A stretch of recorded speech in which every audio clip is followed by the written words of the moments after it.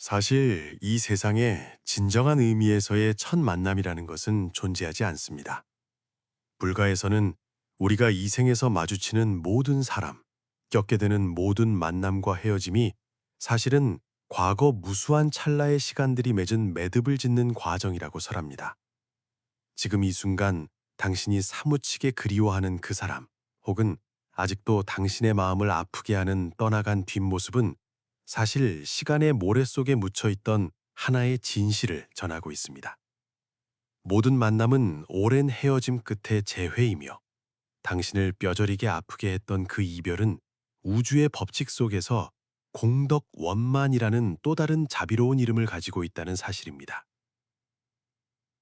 열반경에 이르기를 태어난 자는 반드시 죽고 모인 자는 반드시 헤어진다고 했습니다. 이 말씀이 얼핏 냉혹하게 들릴지 모르나 그 이면에는 거대한 자비가 숨겨져 있습니다. 만약 지금 당신이 관계의 파탄으로 고통받고 있거나 갑작스러운 이별에 아쉬워하고 있다면 먼저 마음속의 집착을 잠시 내려놓아 보십시오. 어쩌면 그 사람은 수백 년 전 당신에게 빚진 정을 갚기 위해 잠시 다녀간 것일 수도 있고, 당신이 미처 깨닫지 못한 당신의 모습을 비춰주기 위해 온 것일 수도 있습니다. 빚을 다 갚고 과업을 마쳤다면 그 돌아선 뒷모습이야말로 서로를 위한 최고의 완성입니다. 여기서 잠시 저는 여러분께서 마음속으로 남아 네 글자를 새기시길 청합니다. 수연원만. 인연을 따르니 원만하다는 뜻입니다. 이는 단순한 위로가 아니라 보이지 않는 가피와도 같습니다. 이 네 글자를 마음에 새기는 것은 얽히고 설킨 과거를 내려놓고 곧 다가올 선연을 기꺼이 맞이하겠다는 의지의 표현입니다. 오늘 우리가 나누고자 하는 이야기는 단순한 인연담이 아니라 대다수 사람이 간과하고 있는 생명의 진실에 관한 것입니다. 우리는 보이지 않는 베일을 걷어내고 왜 어떤 사람은 당신을 제도하기 위해 나타나고 어떤 사람은 당신을 구하기 위해 떠나는지를 들여다보려 합니다.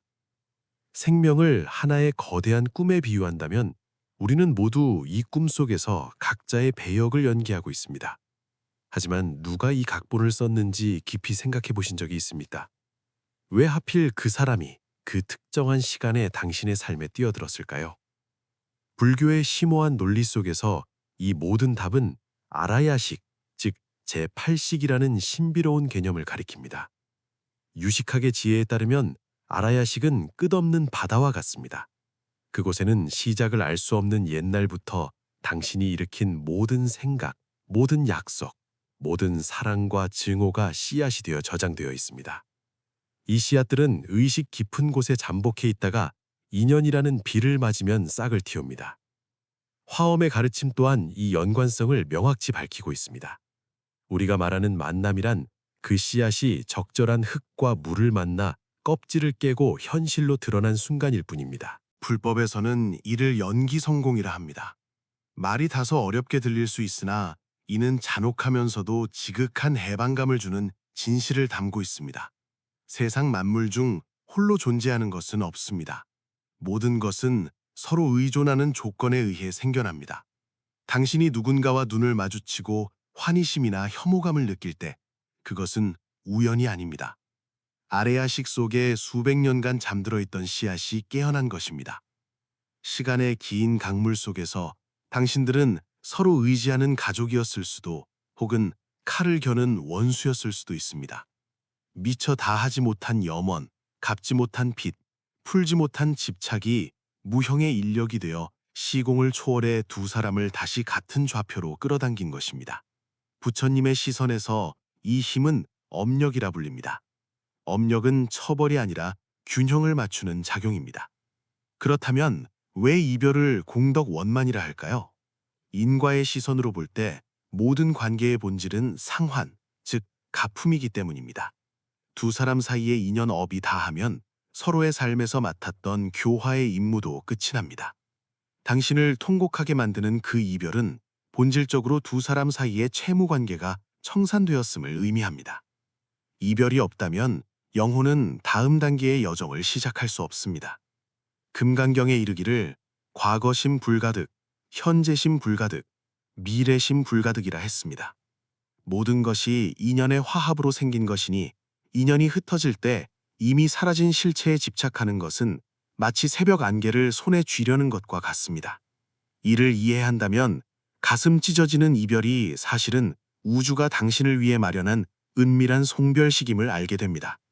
상대방은 자신의 임무를 마쳤고 당신의 몫인 에너지를 돌려주고 퇴장함으로써 당신이 더 깊은 깨달음을 맞이할 공간을 비워준 것입니다. 이것이 바로 상에 머물지 않는 원만함입니다. 유감이 없고 오직 청정함만이 남습니다. 이에 관해 설림의 천년간 전에 내려오는 유명한 공안이 하나 있습니다. 옛날 어느 깊은 수행을 하던 승려가 선정 중에 자신의 전생을 보았습니다. 그 기억 속에서 그는 승려가 아니라 서쪽 작은 마을의 젊은 청년이었습니다. 비가 보슬보슬 내리던 어느 날 우산을 쓰고 돌다리를 건너던 그는 다리를 내려오던 한 여인과 마주쳤습니다. 그녀는 경국지색의 미인도 아니었습니다. 허나 두 사람의 눈길이 마주친 순간 청년은 가슴을 철퇴로 맞은 듯한 충격을 느꼈습니다. 마치 지난 20여 년의 삶이 오직 이 찰나의 눈맞춤을 위해 존재했던 것만 같았습니다. 여인은 멈추지 않고 가볍게 목례만 한 채 비단계 속으로 사라졌습니다. 그 후 청년은 혼이 나간 듯했습니다. 해가 뜨고 지는 것도 세속의 명예도 관심받기였습니다. 그의 세계는 그 찰나에 멈춰버렸습니다. 사방을 헤맸으나 여인의 소식은 들을 수 없었습니다. 구하려 해도 얻지 못하고 놓으려 해도 놓지 못하는 구부득고의 고통은 그를 밤낮으로 태우는 불길이 되었습니다. 마침내 그는 도를 깨우친 고승을 찾아가 무릎을 꿇었습니다. 장생도 영화도 바라지 않고 오직 그 여인을 한 번만 더 보게 해달라고 애원했습니다. 고승은 눈을 감고 탄식하며 물었습니다.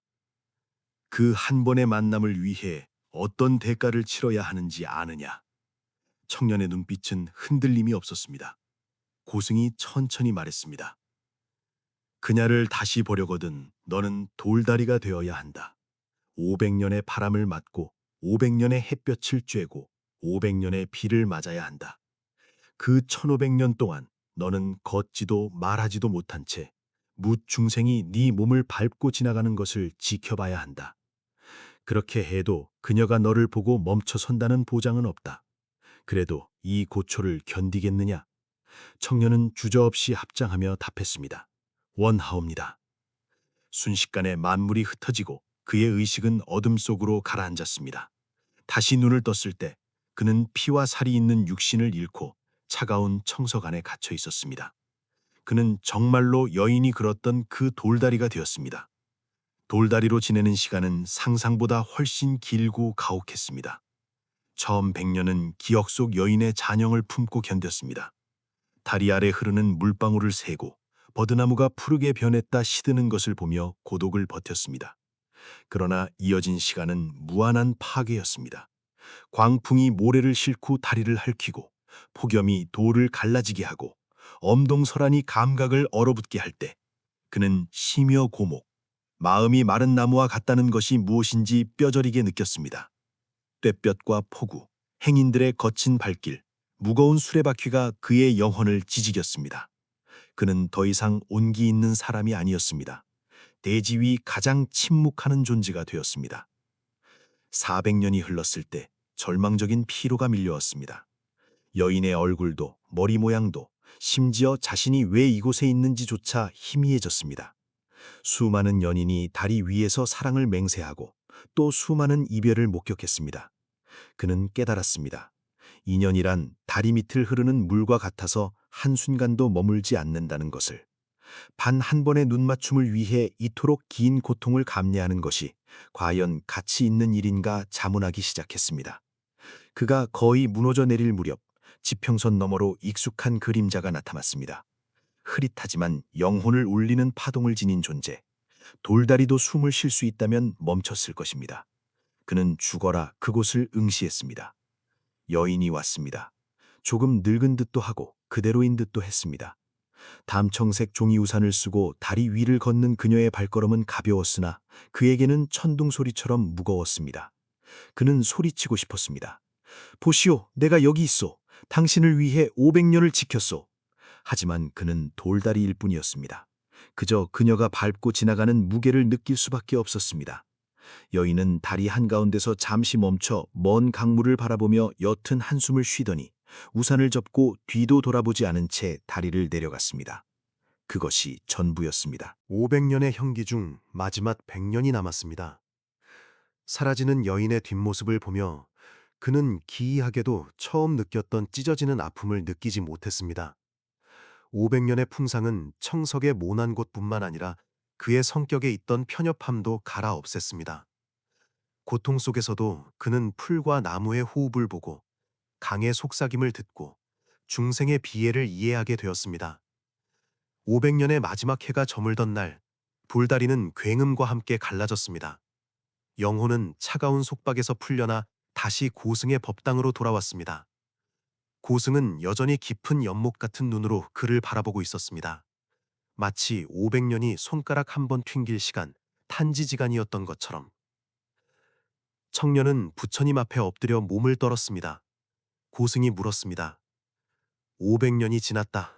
그녀를 보았고 기척도 느꼈다. 이제 내 신통력으로 다음 생에 그녀와 부부의 연을 맺게 해주랴. 네가 한 번만 더 고개를 끄덕이면 그 인연은 이루어진다. 청년은 긴 침묵에 잠겼습니다. 돌다리 속에서 그는 그녀와 함께하는 환상을 수없이 품었었습니다. 그러나 막상 기회가 주어지자 그의 뇌리에는 다리 위를 스치던 여인의 담담한 옆얼굴과 세상에 대한 그녀의 무심한 자비만이 떠올랐습니다. 그는 천천히 고개를 들었습니다. 목소리는 쉬었으나 맑았습니다. 스님, 500년의 풍상을 겪으며 저는 제가 그녀를 사랑한다고 믿었습니다. 그러나 마지막 100년에 이르러서야 깨달았습니다. 제가 사랑한 것은 그녀를 위해 견디고 자비로워지고 만물을 포용하게 된 제 자신이었습니다. 그의 눈빛은 전례 없는 초월을 담고 있었습니다. 그녀를 기다린 것이 아니라 그 그리움을 빌려 제 수행을 마친 것입니다. 이제 그녀는 여전히 아름답지만 그 아름다움이 반드시 제 것이어야 할 이유는 없습니다. 고승은 흐뭇한 미소를 지으며 그럼 다시 보고 싶지 않으냐고 물었습니다. 청년은 깊은 숨을 내쉬며 답했습니다. 보고 보지 않음이 더 이상 중요하지 않습니다. 그녀가 돌다리에 첫 발을 디딘 순간 저희의 인연은 이미 원만해졌기 때문입니다. 고승이 소매를 휘두르자 법당이 연기처럼 사라지고 찬란한 빛의 공간이 펼쳐졌습니다. 주마등처럼 진한 장면들이 스쳐갔습니다. 고승의 목소리가 들렸습니다. 네가 소유하지 않음을 깨달았으니 네가 말한 500년의 기다림이 무엇을 가져왔는지 보여주마. 화면은 여인이 돌다리를 내려간 직후로 멈췄습니다. 그녀는 번화한 시장이 아닌 깊은 산속의 암자로 향했습니다. 창가에 앉아 경전을 필사하는 그녀의 글씨는 놀랍게도 청년이 돌다리의 틈새에서 느꼈던 선의 기운과 똑같았습니다. 너는 네가 다리 밑에서 홀로 지켰다고 생각하느냐? 고승의 목소리에는 세월을 관통하는 자비가 서려 있었습니다. 그녀는 500년 동안 생을 거듭하며 그 다리를 건넜다. 그녀가 다리 위에서 멈추고 한숨 쉴 때마다 사실은 네 영혼과 공명하고 있었던 것이다. 그녀가 다리 위에서 얻은 시원함은 네가 뙤볕을 견뎌 만든 그늘이었고 그녀가 느꼈던 편안함은 네가 풍상을 견뎌 지탱한 무게였다. 청년은 멍해졌습니다. 500년의 인연 속에서 수행자는 그 혼자가 아니었습니다. 너는 그녀를 위해 다리가 되었고 그녀는 너를 위해 산을 찾는 사람이 되었다. 네 고통은 그녀의 평온을 성취시켰고 그녀의 출현은 너의 깨달음을 성취시켰다. 이 세상 모든 만남은 본질적으로 두 영혼의 고차원적인 약속이다. 화면이 바뀌어 여인의 임종 순간이 보였습니다. 그녀의 손에는 썩은 나무 조각 하나가 쥐어져 있었는데 그 무늬가 돌다리에 침식된 흔적과 완벽히 일치했습니다. 그녀는 미소를 띠고 눈을 감았습니다. 수많은 윤회 동안 자신을 바쳐준 돌다리가 누구의 화신이었는지 마침내 알아차린 듯했습니다. 고승이 물었습니다. 보아라, 그녀의 이번 생 공덕의 절반은 네가 준 것이고 너의 이번 생 해탈은 전적으로 그녀가 준 것이다. 누가 빚을 졌고 누가 누구를 제도했느냐. 청년은 눈을 감고 두 줄기 눈물을 흘렸습니다. 500년을 괴롭힌 구부득고가 사실은 쓴 껍질에 쌓인 정교한 선물이었음을 깨달았습니다. 그의 눈물이 허공에 떨어져 연꽃으로 피어났습니다. 다시 눈을 떴을 때 모든 환상은 사라지고 그는 평범한 도시의 번화한 거리에 서 있었습니다. 햇살이 어깨 위로 따스하게 쏟아졌습니다. 그는 더 이상 승려도 돌다리도 아닌 평범한 행인이었습니다. 저만치서 익숙한 모습이 걸어왔습니다. 그 여인이었습니다. 춘우도 돌다리도 500년의 맹세도 없는 거리에서 두 사람의 발걸음이 느려졌습니다. 눈이 마주쳤을 때 청년이 예상했던 격정은 사라지고 전례 없는 평온만이 남았습니다. 마치 오랜 지기를 길에서 우연히 만난 듯 첫마디 말 대신 담담한 미소가 번졌습니다. 여인이 멈춰섰습니다. 낯익은 따스함이 서린 눈빛으로 물었습니다. 우리 어디선가 본 적이 있나요? 청년은 고개를 끄덕이며 온화하게 답했습니다. 아주 오래전 저는 당신이 건너가던 돌다리였고 당신은 저와 함께한 경전이었습니다. 여인은 잠시 멍하니 있다가 봄꽃처럼 환하게 웃었습니다. 그 황당한 말을 따지지 않고 조용히 한마디를 건넸습니다. 수고하셨습니다. 그 순간 청년의 내면에서 무거운 짐이 완전히 내려졌습니다. 기다림의 고통, 그리움의 폭, 윤회의 피로가 그 네 글자 속에서 흔적도 없이 녹아내렸습니다. 두 사람은 잠시 나란히 서 있다가 성함도 연락처도 묻지 않고 헤어졌습니다. 이번 생의 재회는 전생의 인연을 이어 소유하기 위함이 아니라 천년을 건너온 인연의 가장 완벽한 마침표를 찍기 위함임을 알았기 때문입니다. 여인이 인파 속으로 사라지는 것을 보며 청년은 환희심을 느꼈습니다. 이제 그녀를 찾아 헤맬 필요가 없었습니다. 그녀는 이미 그의 생명 일부가 되어 더 넓은 깨달음으로 그를 인도하고 있었기 때문입니다. 세상 모든 인연은 이 돌다리와 행인의 이야기와 같습니다. 만남은 오래된 재회의 확인이고 이별은 공덕의 원만한 인수인계입니다. 빚이 청산되고 정이 정리되었다면 최고의 작별은 서로가 더 높은 인격으로 완성되도록 놓아주는 것입니다. 청년은 가벼운 발걸음으로 자신의 길을 갔습니다. 산들바람처럼 마음에 걸림이 없었습니다. 생명이 강가에 서서 우리는 종종 착각에 빠집니다. 우리 삶에 들어온 사람들이 영원히 머물러야 한다고 믿습니다. 그러나 부처님의 지혜의 안, 즉 지혜의 안으로 이 얽힌 세상을 내려다보면 사람과 사람의 연결은 정밀한 에너지 교환임을 알게 됩니다. 아무런 이유 없이 당신의 세계에 침범하는 사람은 없습니다. 누군가는 당신 성격의 결핍을 채우기 위해, 누군가는 당신 깊은 곳의 탐욕이나 두려움을 비추기 위해 나타납니다. 불교에서는 이를 증상현이라 합니다. 왜 우리는 특정인에게 집착하고 관계가 끝난 후에도 미련을 버리지 못할까요? 우리는 결과의 정의를 너무 좁게 내리기 때문입니다. 세속에서는 검은 머리 팥불이 되도록 함께하는 것만이 원만이라 하지만 불교의 지혜에서는 당신이 그 관계를 통해 깨달음을 얻고 영혼이 더 맑고 두터워졌다면 그 관계는 끊어지는 순간 이미 그 궁극적 사명을 다한 것입니다. 비유하자면 거센 강을 건너기 위해 뗏목이 필요합니다. 그러나 강을 건넌 뒤 그 무거운 뗏목을 지고 산을 오르는 사람은 없습니다. 당신은 뗏목에 감사하며 그것을 강가에 내려놓을 것입니다. 뗏목의 사명은 그것으로 원만해졌습니다. 인간관계의 인과응보에서도 당신에게 상처를 준 사람, 중도에 떠난 사람은 사실 그 뗏목과 같습니다. 우리의 고통은 상대가 떠나서가 아니라 빚이 다 갚아졌다는 사실을 거부하고 이미 효력이 다한 계약서를 아레아식 속에서 뒤적이고 있기 때문입니다. 상대가 그토록 매정하게 돌아설 수 있었던 것은 인과장구상 두 사람의 거래가 끝났기 때문입니다.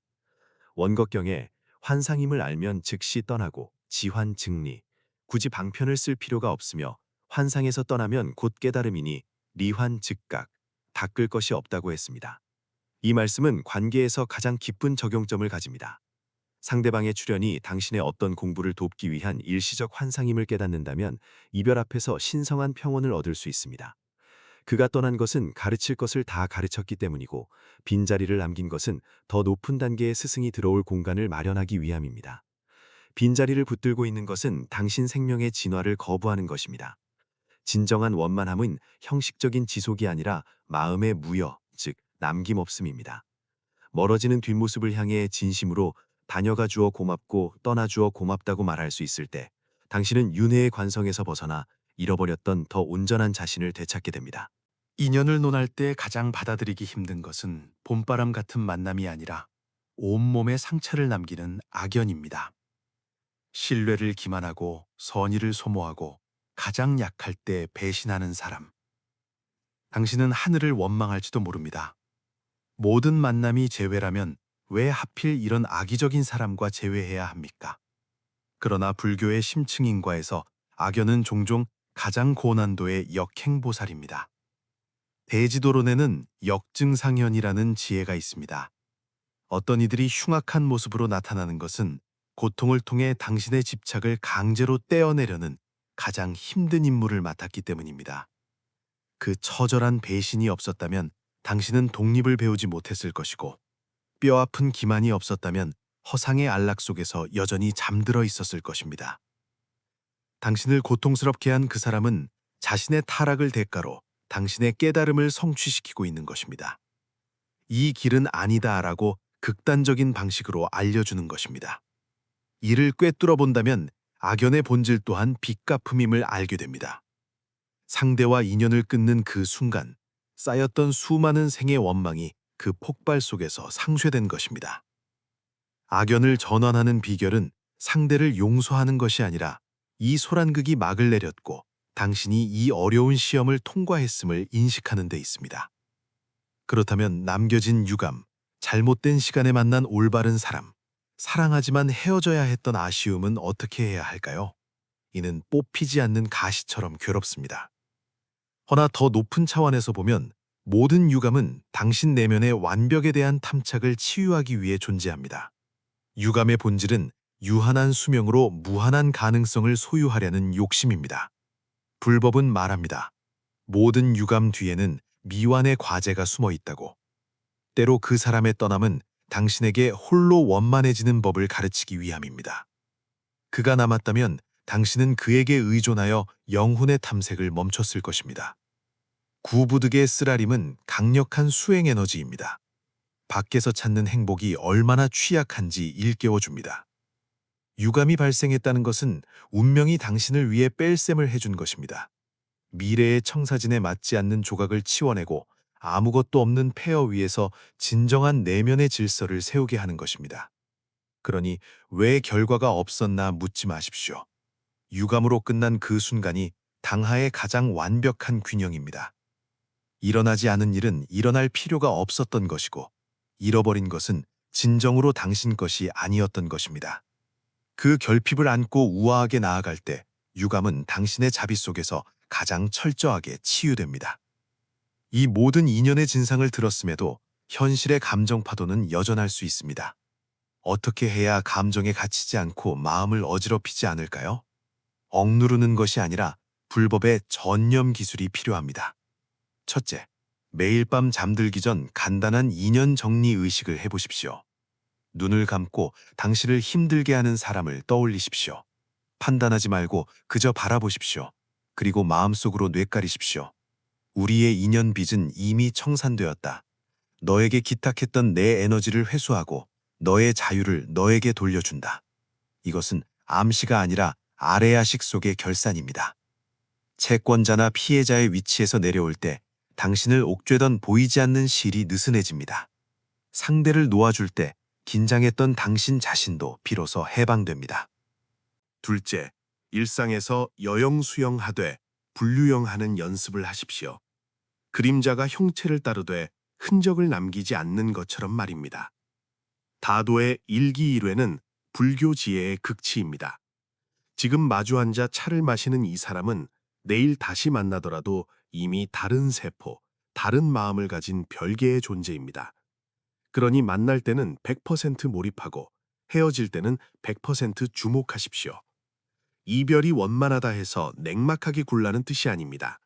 오히려 모든 만남이 마지막일 수 있기에 더욱 청정하고 부드럽게 대해야 합니다. 단 그 부드러움에 소유욕은 없어야 합니다. 상대가 떠나려 할 때 비굴하게 붙잡아 공덕을 깨뜨리지 마십시오. 먼 길 떠나는 벗을 배웅하듯 나 없는 길에서도 그가 과업을 완수하길 축원해 주십시오. 셋째, 관계의 단절로 극심한 고통 중에 있다면 이 원칙을 기억하십시오. 감정의 심연에서 답을 찾지 말라. 이별 직후 뇌는 미친 듯이 왜를 묻습니다. 허나 이는 업력의 진흙탕에 더 깊이 빠질 뿐입니다. 이때는 몸으로 돌아가야 합니다. 걷고 운동하고 사찰의 종소리를 듣거나 호흡을 관찰하십시오.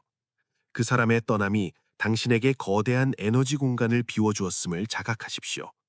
이 공간은 슬픔을 담을 곳이 아니라 곧 깨어날 새로운 자아를 담을 그릇입니다. 모든 상심은 영혼이 껍질을 깨는 순간입니다. 이 부서짐을 수용하고 고독의 시간을 내면을 갈고 닦는 데 쓴다면 이변은 복덕으로 가는 전환점이 됩니다. 기억하십시오. 당신은 누군가를 소유해서 완성되는 존재가 아닙니다. 당신은 본래부터 원만하고 구족한 존재입니다. 그 사람의 출현은 단지 그 사실을 일깨워주기 위함이었고 사명을 다한 후의 퇴장은 당신에게 바치는 최고의 경의입니다. 이제 이야기를 맺으며 지나온 수많은 인연을 돌아봅니다. 가슴을 옥죄던 질문의 답을 찾으셨습니까? 우리는 상실이 인생의 가장 큰 고통이라 여기지만 인연이 교차하는 이 세계에 진정한 상실은 없습니다. 오직 임무 완수 후의 귀환만이 있을 뿐입니다. 당신과 한 구간을 동행했던 사람, 밤새 잠 못 들게 했던 그 사람은 모두 당신 생명의 거울이었습니다. 그들은 당신의 집착, 부드러움, 미처 몰랐던 강인함을 비춰주었습니다. 거울이 깨지거나 멀어졌다고 해서 빛이 사라진 것은 아닙니다. 이제 외부의 반사 없이도 본래 갖추어진 자신의 참된 얼굴을 볼 수 있게 된 것입니다. 그러니 스쳐 지나간 유감을 원망하지 마십시오. 만남이 재회라면 그것은 차가운 세상에서 우리가 혼자가 아님을 확인시켜주기 위함이고, 이별이 공덕 원만이라면 그것은 유한한 삶 속에서 우아하게 작별하고 용감하게 깨달음으로 나아가는 법을 가르치기 위함입니다. 인생은 끝없는 행로입니다. 우리는 모두 서로의 삶의 과객입니다. 어떤 이름은 물 위에 쓰여 바람에 흩어지고 어떤 이름은 돌에 새겨져 500년 풍상을 겪어야만 지워집니다. 그러나 눈물 속에서 미소 짓고 고독 속에서 자비를 베풀 수 있다면 당신은 이미 이 번잡한 인과 속에서 가장 순수한 지혜를 정제해낸 것입니다. 유마경에 이르기를 중생의 고통은 모두 집착에서 생긴다고 했습니다. 손을 놓으면 빈손이 되는 것이 아니라 온 세상을 갖게 됩니다. 당신을 아프게 했던 그 균열들이 훗날 빛이 들어오는 통로가 될 것입니다. 부디 앞으로의 날들 속에서 만나는 모든 이를 따뜻하게 대하고 떠나는 모든 이에게 감사할 수 있기를 바랍니다. 영상을 마치기 전 여러분께 화두 하나를 던집니다. 만약 지금 이 순간 떠나간 그 사람이 당신 앞에 서 있고 오직 한마디만 할 수 있다면 당신은 무엇을 선택하시겠습니까? 마음속으로 묵묵히 건네는 미안하다는 참회입니까? 아니면 담담하게 보내는 환영했다는 인사입니까? 아래 댓글창에 당신의 이야기를 나눠주십시오. 비록 하나의 부호일지라도 그것은 무언의 방하이자 원만함이 될 것입니다. 당신의 나눔이 누군가에게는 어둠을 밝히는 등불이 될 수 있습니다. 좋아요와 구독으로 저희와 함께 불교의 지혜 속에서 영혼의 안식처를 찾으시길 바랍니다. 여러분 모두 몸과 마음이 자유롭고 맺는 모든 인연이 아름답기를 축원합니다. 성불하십시오.